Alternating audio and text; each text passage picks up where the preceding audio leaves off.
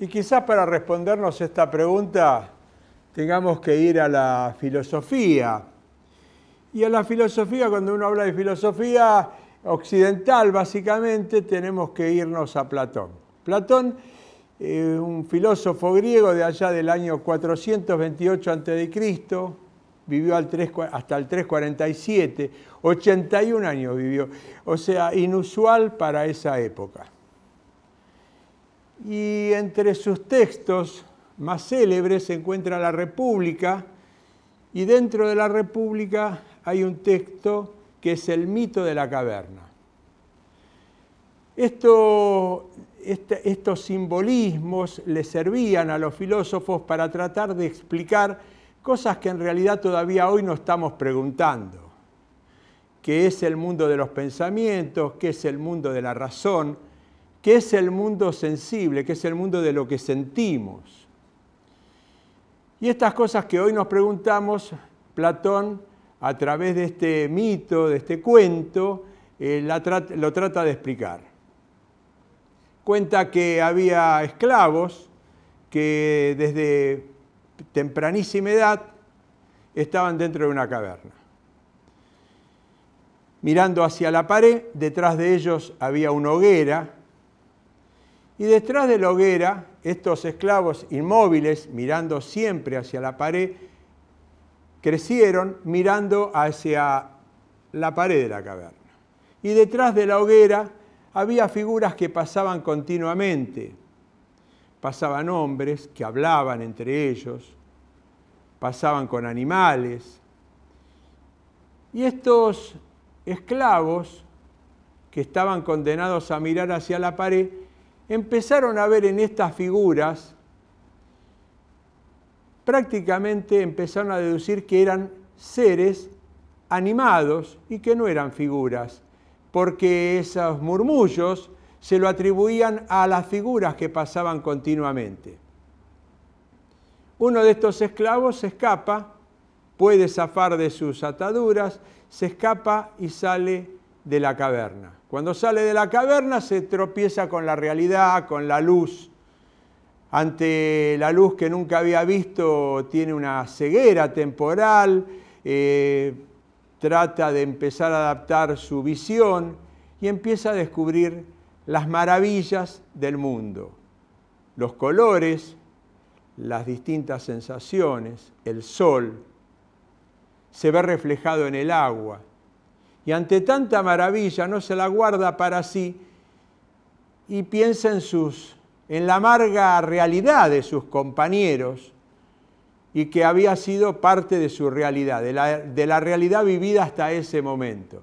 Entonces decide bajar a contarle a sus compañeros cuál era el mundo, cuál era la realidad. Cuando baja y comienza a tratar de esbozar una explicación, sus compañeros comienzan a reírse, a hacerle burlas y finalmente lo matan. Y empiezan, a partir de este cuento, comienzan las reflexiones. Lo difícil que es ver y qué duro que es ver la realidad cuando se está encerrado en nuestra supuesta realidad. El atrapar la verdad de la realidad es doloroso, no es simple. Y también esto nos sirve, hay muchas reflexiones acerca del mito de la caverna de Platón, muchas reflexiones. Pero en este editorial la utilizo simplemente para decir si esta caverna no es comparable con los microclimas.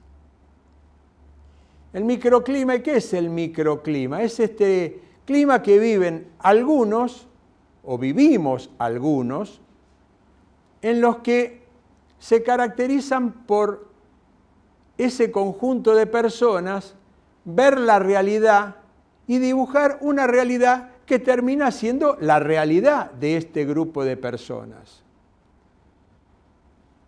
Se caracteriza por tener un similar vocabulario, No interesa el significado literal de la palabra.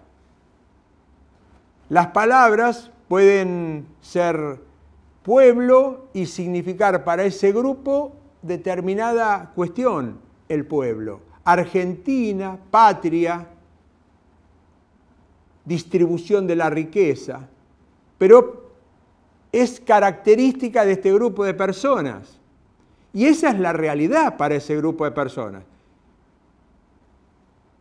Y también comienza una defensa de esta realidad que quizás nada tiene que ver con otra realidad que los que no están dentro de ese microclima ven, comparten y usan estas mismas palabras queriendo significar otras cosas.